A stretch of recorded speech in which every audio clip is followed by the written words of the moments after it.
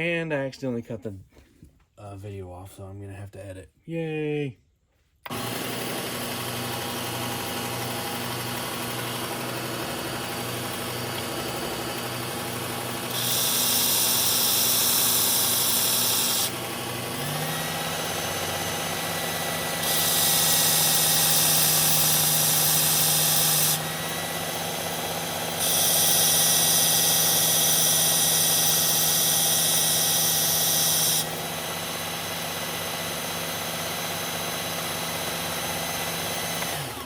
I think I had it on 20 before on the Spyderco. There's no way I would have done it on 15, and there's only 2 angles on that. So, but man, it is not burning up. There's a tracker feature. You can see the belt's a little bit off, so we'll move it over.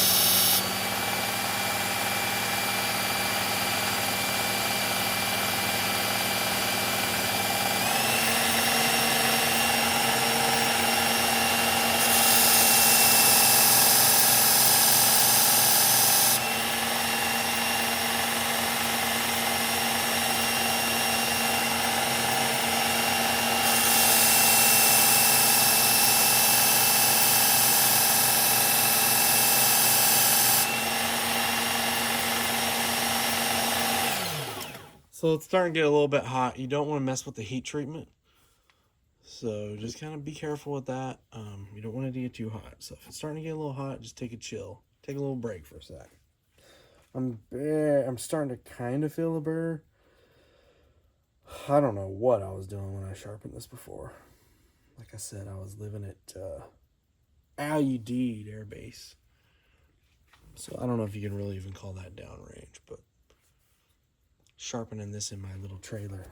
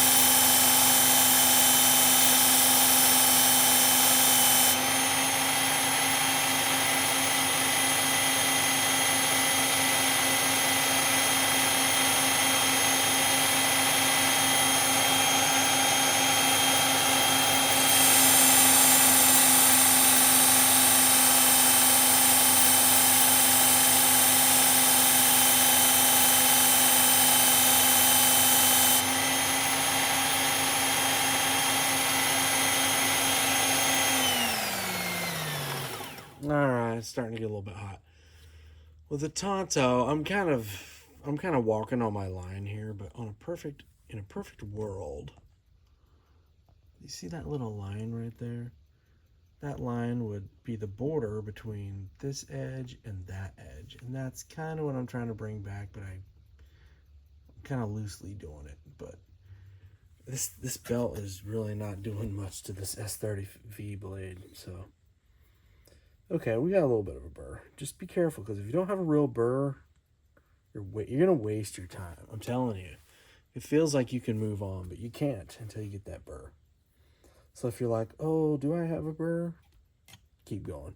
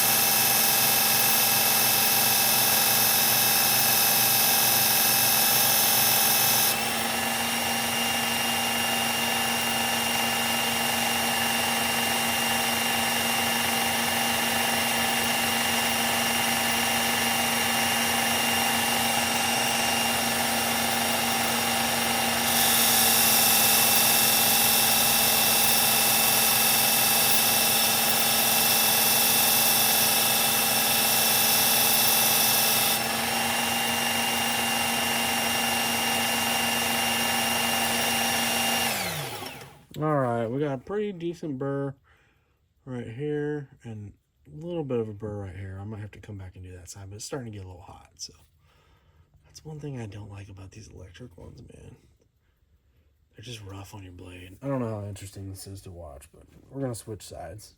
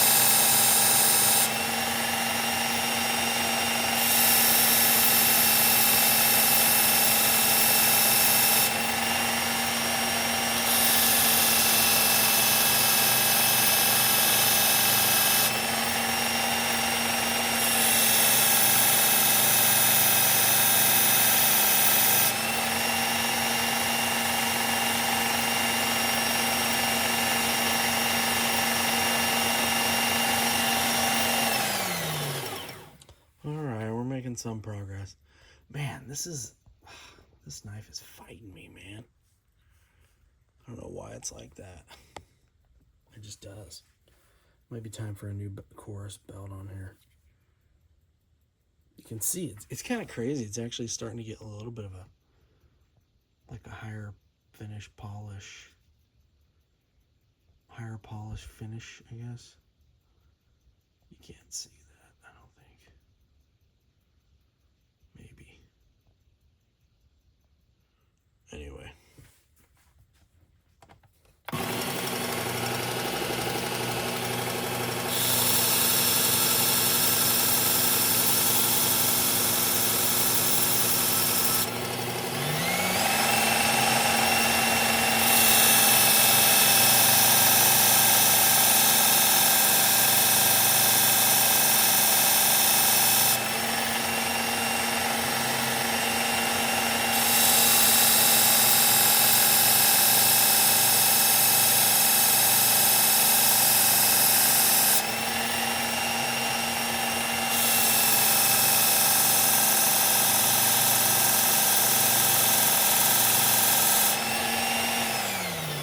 I was going to tell you that the other side, in case you didn't notice, the other side formed a burr pretty quick. So you can actually, when you're behind the knife, you can actually see the burr pop up.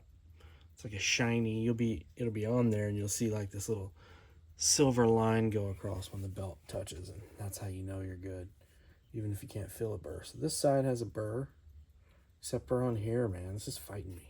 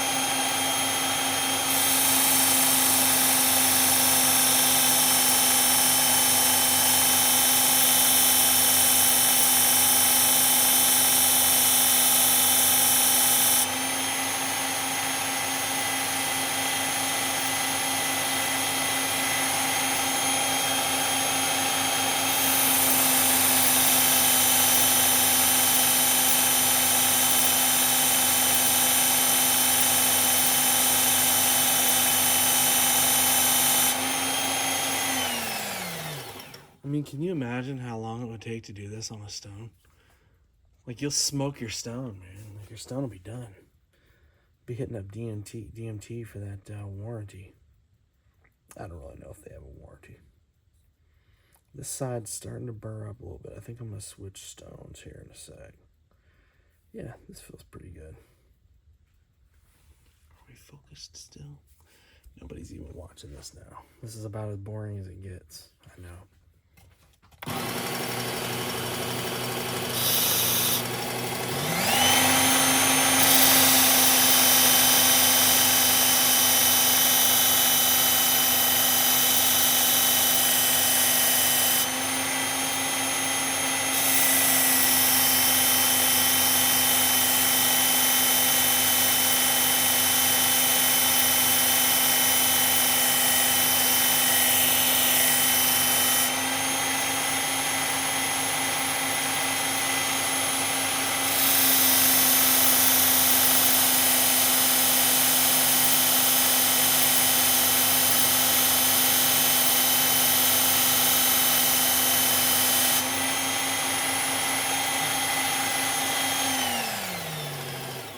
Yep, that burned me. That means it's getting real hot.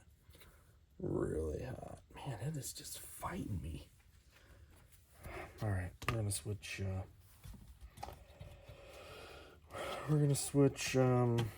belts and see. This is a mistake, but I think this belt might be smoked. Actually, I have a new belt.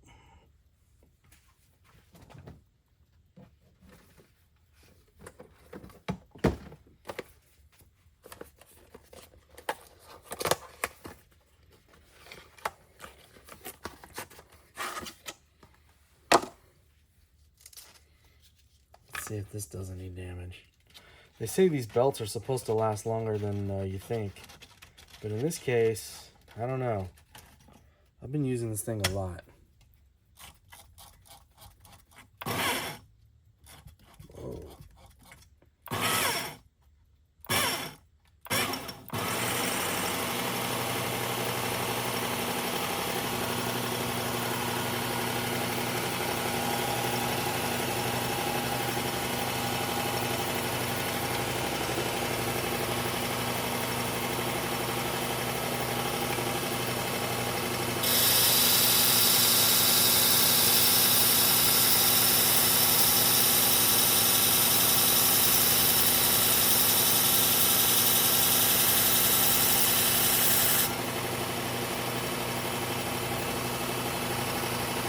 Whoa.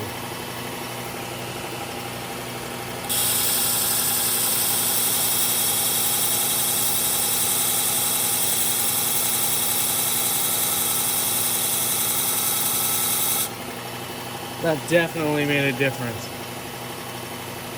Holy crap.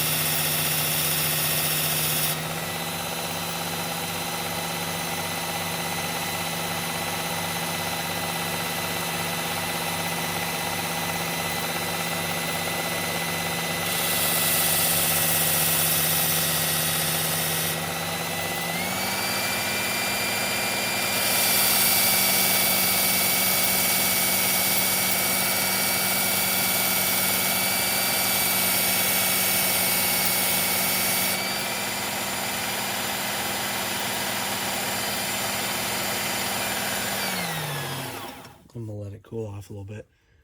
It's fighting me right on this. So I've got a burr right here at the end, and then right here at the beginning, but not in the middle. So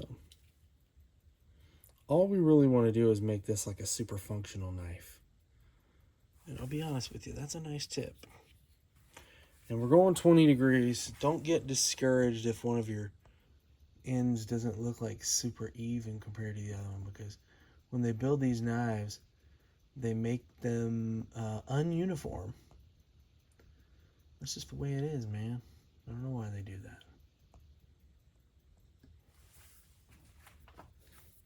Goodness. Cost one blade to one belt per knife, huh? That's how it feels, but that's not really fair because I've done a lot of knives already with this belt, with the other belt.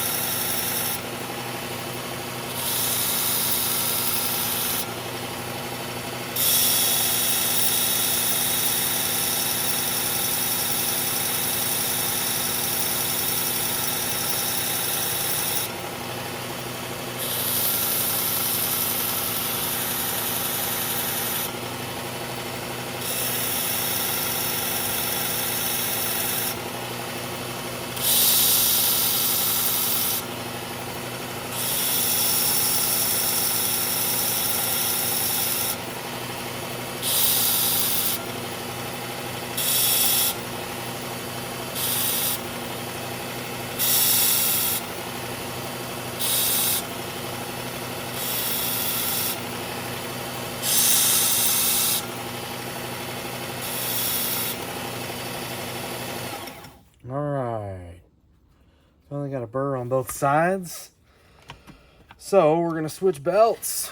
Man, that was like, ugh, that was like half an hour on a freaking grinder, man. Like, that's how stubborn this steel is. You know what I'm saying? It's like, ugh. That's why I don't do stones with these knives.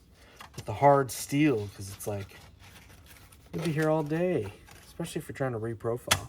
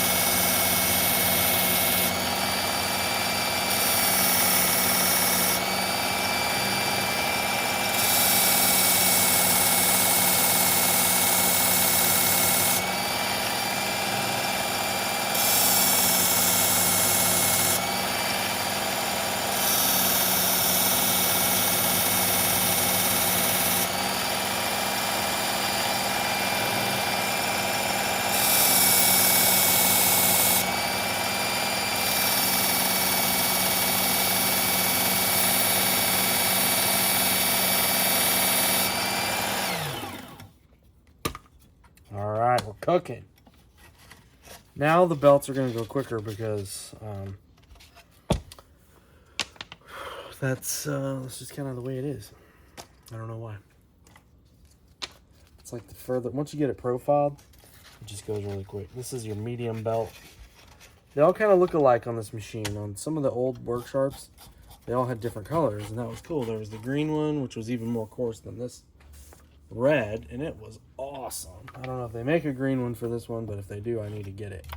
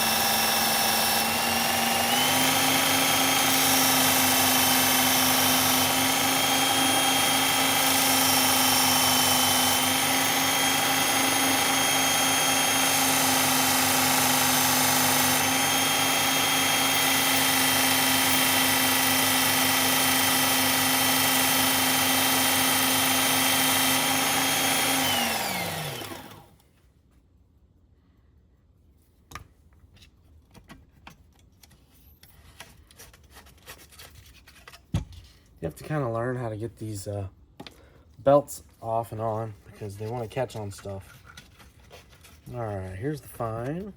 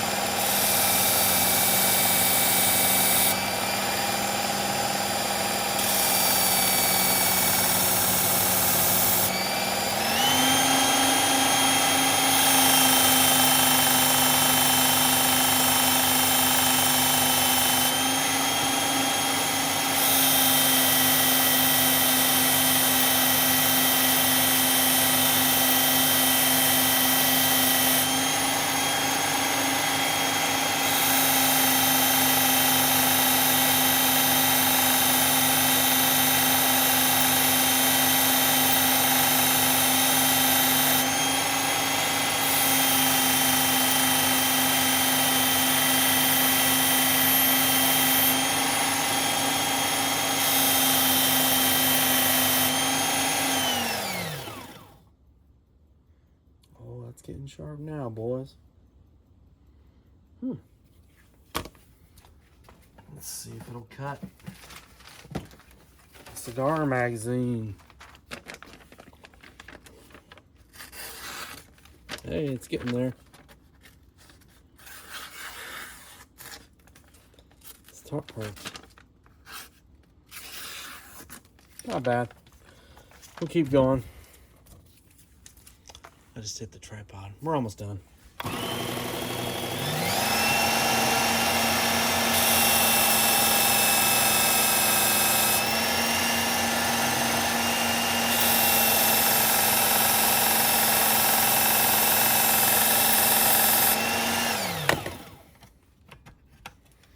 Alright, I think we're good. We're going to switch to basically what's like a strop, kind of. Except it doesn't hold a candle to a strop, but it's pretty close. That's a contradiction, what I just said.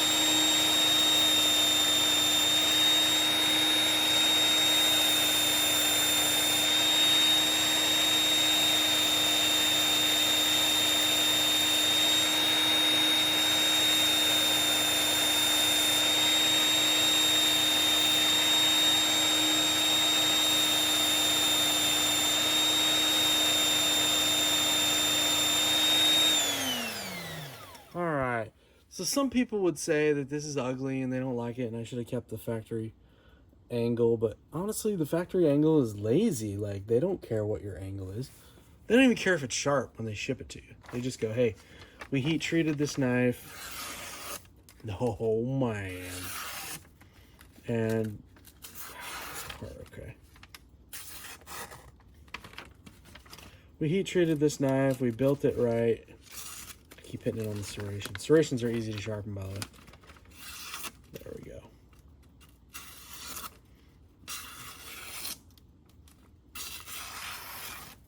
Yeah, now we're talking. All right, she's pretty sharp. Anyway, they don't care what you do with sharpening it. They already sold you the knife. Where is my strop?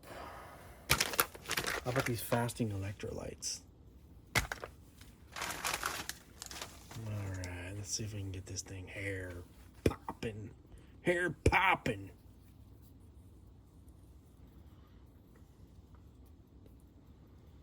You have to be careful with the strop and a sharp tip, because it will take your tip off. I probably don't even need to sharpen that top part or strop it. I'll just do this part. So on the serrations, you just push them down with like a diamond stone. These aren't dull, so I'm not going to do it, but you take a diamond. They sell these little pins. Let's see if I can find one. They sell these little guys like at Walmart or Amazon or whatever. You just take it, you take out this little triangle right here, and you just push it down in those little grooves. Doesn't really matter what the angle is. You just kind of go like this. Don't get too crazy. And then when you're done, just flatten the back of it. And you'll be surprised how absolutely insane sharp it is. Because it's a chisel grind, so you only sharpen one side. Well, you sharpen both sides, but one side, the angle is flat. So instead of having this, you have this. It's the same angle. It's just, you only have to worry about the angle on one side. Anyway, all right. Strop it up real quick and we'll see how it does. If I can get this thing to focus.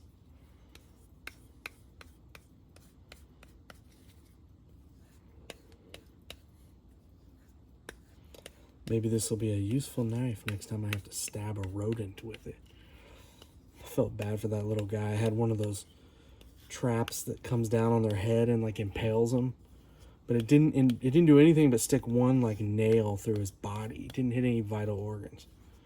So he was just like chilling there, squirming around for who knows how long, hurting. I felt really bad, and then I came home from work and I pulled him up, and my wife was standing right there in horror when I pulled him out of the ground.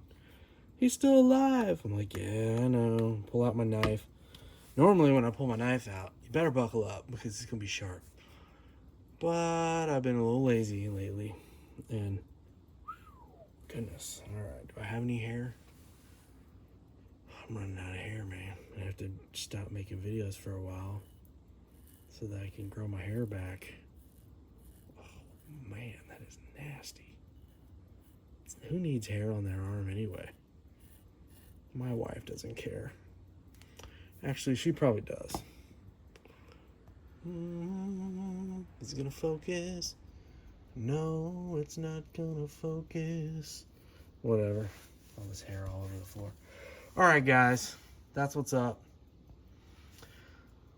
Also, I got a comment on my last video about Randall, or my Randall 14 video, that said, because I said something about it not being my OG Randall, and somebody was like, what does that mean, your OG Randall?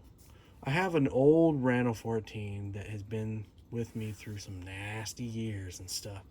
And I'll make a video about it. But when you look at the sheath compared to the new one and the knife itself, it's definitely the OG, which means original gangsta.